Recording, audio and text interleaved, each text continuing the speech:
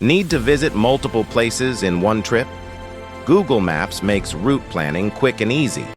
Want to add restaurants, coffee shops, or other stops before reaching your final destination?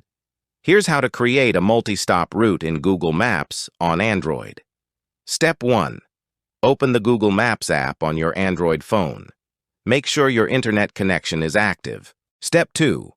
Tap the Directions button on the home screen. This will open the route planning section. Step 3. Enter your starting location in the first field. You can use your current location or any custom address. Step 4. Type your final destination in the destination field. Google Maps will generate the initial route. Step 5. Tap Add. Stop beside your route details. A new destination field will appear.